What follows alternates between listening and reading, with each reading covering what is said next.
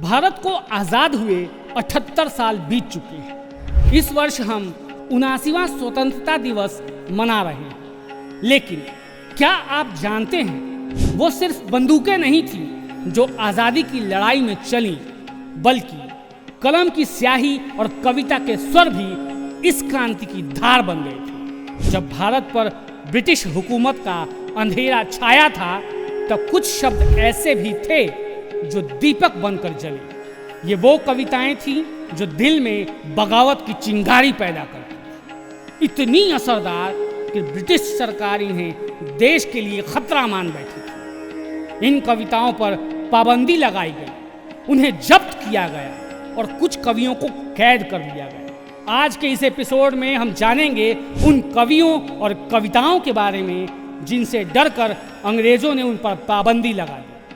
आइए जानें कौन सी थी वो कविताएं। देशभक्ति की भावना जगाने वाली कविताएं और साहित्य ब्रिटिश हुकूमत के लिए खतरे की घंटी थी। उन्हें अंदेशा हो गया था कि ऐसी कविताओं और गीतों का लोगों पर गहरा प्रभाव पड़ सकता है। उन्हें डर था कि राष्ट्र प्रेम से भरी ऐसी रचनाएं लोगों को एकजुट कर सकती हैं। रविंद्रनाथ टैगोर, जोश मलिदाबादी, मोहम्मद इकबाल, बंकिम चंद्र चट्टोपाध्याय, मोहम्मद अली जौहर और काजी नजरुल इस्लाम जैसे कवियों और लेखकों की रचनाएं आज भी हमारे दिल में एक नया जोश भर देती हैं। लेकिन ऐसे कई गुमनाम रचनाकार भी हैं जिनके नाम इतिहास के पन्नों में तो दर्ज नहीं हैं, लेकिन उनकी रचना का एक एक शब्द सीधा दिल तक पहुंचता है। और शायद इसी वजह से अंग्रेजों ने अपने शासनकाल के दौरान इन कविताओं पर प्रतिबंध लगा दिया था। तो चलिए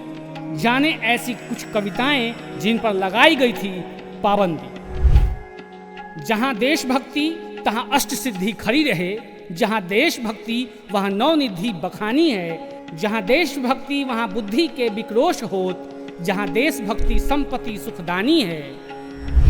हिम्मत करो हिम्मत करो। कई कवियों की लिखी आज़ादी की कविताएं लोगों में जागरूकता फैलाने की एक कोशिश रही है। वे लोगों को ब्रिटिश सरकार द्वारा किए जा रहे अत्याचार और अन्याय के बारे में आगाह करते हैं। इसके साथ ही वे लोगों को अधिकारों के बारे में जागरूक करते हैं। ऐसी ही भावना इस कवि की कविता में देखी जा सकती है। सताओ जुल्म ढाओ तुम धीरे धीरे, सहे हिंद कब तक सितम धीरे धीरे। हुए हम सयाने और अधिकार लेंगे, जमावेंगे राही रस्म धीरे धीरे। संघर्ष करते करते कई बार लोग थक जाते या मायूस हो जाते, तो ऐसे में कवियों ने लोगों का हिम्मत और हौसला बढ़ाने का काम भी किया है। ये कवि अपने शब्दों से लोगों में एक नई ऊर्जा का संचार करते और उन्हें फिर से आगे बढ़ाने के लिए प्रोत्साहित करते। जैसा कि इन पंक्तियों में कवि ने कहा है, यारो तुम फतह पाओगे तुम हिम्मत करो, यारो तुम फतह पाओगे तुम हिम्मत करो, आज़ाद हो जाओगे तुम हिम्मत करो। वाजिब है तुमको वीर वर कुर्बान होना देश पर, वाजिब है तुमको वीर वर कुर्बान होना देश पर, आओ बने वॉलंटियर हिम्मत करो हिम्मत करो। इतना ही नहीं, कई कवियों की तो आज़ादी की कविताएं अंग्रेजों से सीधा संवाद करने का भी जरिया थी। ये उन्हें आगाह करते थे कि उन्हें अब हमारे देश से जाना ही पड़ेगा। जैसे कि एक कवि ने इन पंक्तियों में लिखा है, उठा लो ए डेरा ओ टोप वालों, उठा लो ए डेरा ओ टोप वालों, यहाँ तुम्हारा गुजर नहीं है। जो मुद्दतों से यो सो रहे थे, अब जग पड़े हैं वे शेर सारे। मिटा रहे हैं महज खुमारी फजीर क्या खबर नहीं, मिटा रहे हैं महज खुमारी फजीर क्या खबर नहीं है। बजा के डंका निकल पड़े हैं, मैदाने जंग आ खड़े हैं। वतन हमारा मज़े उड़ाते हो तुम, हमें अब सब्र नहीं है। वतन हमारा मज़े उड़ाते हो तुम, हमें अब सब्र नहीं है। दिखाओ भाले चला दो गोली, जकड़ दो बेड़ी हमें पकड़ कर। आज़ादी के संघर्ष के दौरान के वे कवि निडर थे। आज़ादी की कविताएं लिखने वाले उन कवियों को न तो गिरफ्तारी का डर था और न ही गोली का। ऐसे ही एक कवि थे पंडित राम प्रसाद बिस्मिल।